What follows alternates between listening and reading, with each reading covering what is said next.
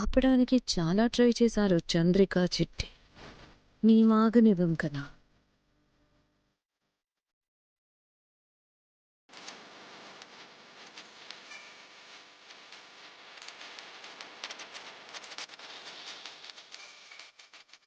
నా అమ్మ కోసమే మాటిచ్చాను కానీ ఆ మాట నిలబడాలని వెళుతుంటే తట్టుకోలేకపోతున్నానమ్మా. మనసు మారుతుందేమోనని ఆశపడుతున్నాను, కావట్లేదేంటి తల్లి?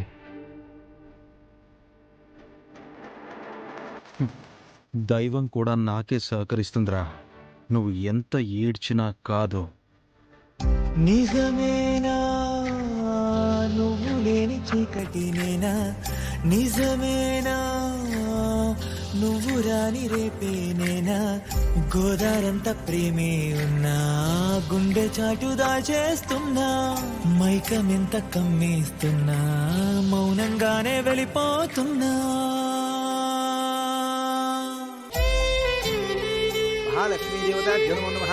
మంగళ్యగౌరీదేవతాభ్యో నమో నమః. ఓం మహాలక్ష్మీదేవతాభ్యో నమో నమః.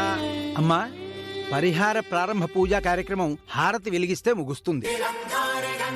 వెలిగించేయండి పంతులు గారు. అది మీ చేతులతో జరగాలి బాబు. జరిపించేస్తాను పంతులు గారు, దాంట్లో ఏముంది? సరే నాయనా, అందరూ శ్రద్ధగా వినండి. అమ్మవారికి హారతి ఇచ్చేది అమ్మాయి దోషం వల్ల ఎఫెక్ట్ ఉన్న తనని చేసుకోబోయే వరుడే.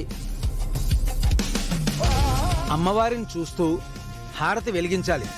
మిగిలిన వాళ్ళందరూ దోషం పోవాలని కళ్ళు మూసుకుని అమ్మవారిని ప్రార్థించాలి.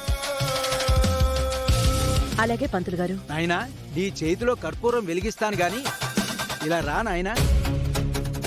ఏమంటున్నారు పంతులు గారు?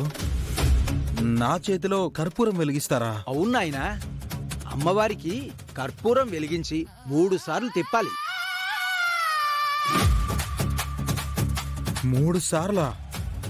చెయ్యి కాలిపోతుంది పంతులు గారు. మీ చేతులతోనే చెయ్యాలని పంతులు గారు చెప్పినప్పుడు జరిపించేస్తాను అన్నారు కదా బాబు, ఇప్పుడు భయపడుతున్నారేంటి?